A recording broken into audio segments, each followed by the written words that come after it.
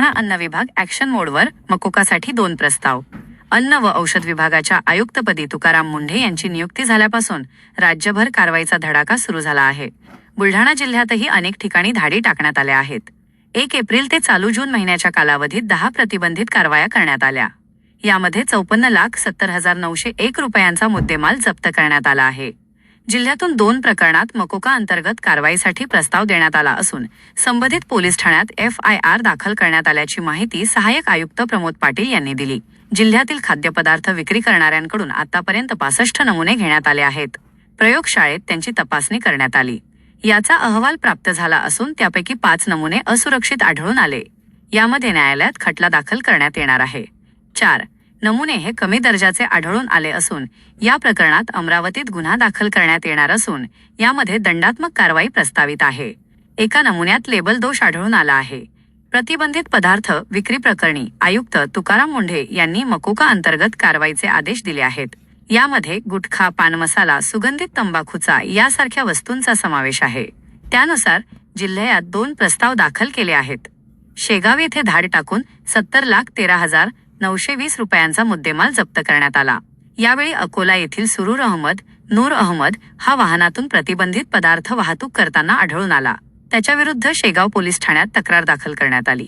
तर देऊळगाव मही येथील तौसिफ खान सलीम खान याच्याकडून 54,620 रुपयांचा मुद्देमाल जप्त करण्यात आला आहे. या दोन्ही प्रकरणात मकोका अंतर्गत कारवाईबाबत प्रस्ताव दिल्याची माहिती सहाय्यक आयुक्त प्रमोद पाटील यांनी दिली. अन्न पदार्थाच्या संदर्भामध्ये एप्रिल ते आता 15 जून या कालावधीमध्ये आपण एकूण 77 अन्न नमुने तपासणीसाठी घेतलेले आहेत. आपल्याला 5 असुरक्षित अहवाल प्राप्त झालेले आहेत. असुरक्षित अन्न पदार्थ अहवाल प्रकरणी आपण खटला दाखल करण्याची प्रक्रिया करत असतो. 4 अन्न पदार्थ कमी दर्जाचे असल्याचे अहवाल प्राप्त झालेले आहेत.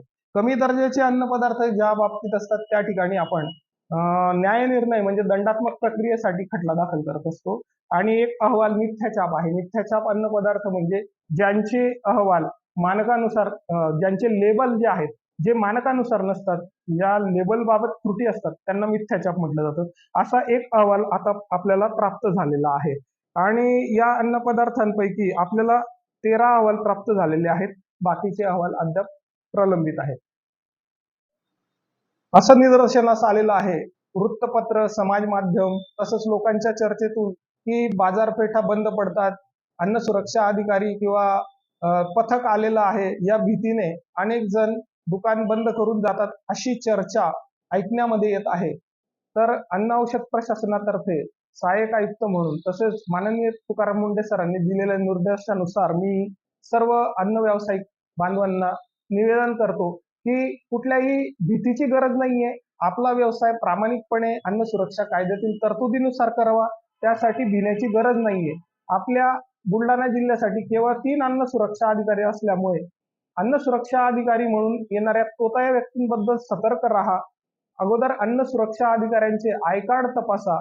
त्याबद्दल कुठलीही भीती मनामध्ये बाळगू नका. कारण अन्न सुरक्षा अधिकारी म्हणून येणारा व्यक्ती हा शासनाने नियुक्त केलेला व्यक्ती आहे. कुठल्याही तोताया व्यक्तीच्या भ्रमाला किंवा भीतीला बळी पडू नका आणि प्रामाणिकपणे आपला व्यवसाय करा. माननीय आयुक्त श्री तुकाराम मुंढे सर आपल्याकडे जॉईन झाल्यापासून आपण प्रतिबंधित अन्न पदार्थ ज्याला की गुटखा, पान मसाला, सुगंधित तंबाखू म्हटलं जातं अशा आतापर्यंत आपण एकूण 10 कारवाया घेतलेल्या आहेत. त्यामध्ये आपण जवळपास 54,70,901 रुपयाचे प्रतिबंधित अन्न पदार्थ साठा जप्त केलेला आहे. त्यामध्ये वाहन देखील जप्त करण्यात आलेलं आहे आणि आपण 10 प्रकरणी संबंधितांच्या विरुद्ध FIR सुद्धा दाखल केलेले आहेत. आणि आता सध्या माननीय अन्न सुरक्षा आयुक्तांच्या निर्देशानुसार 2 केसेसमध्ये मकोका सुद्धा आपण FIR मध्ये इन्वोक केलेला आहे. त्यानुसार कारवाई देखील सुरू आहे. यापुढे जे विक्रेते संघटित गुन्हेगारीच्या माध्यमातून प्रतिबंधित अन्न पदार्थ विक्रीचा प्रयत्न करतील त्यांच्या विरुद्ध मकोका प्रस्तावित करण्यात येईल.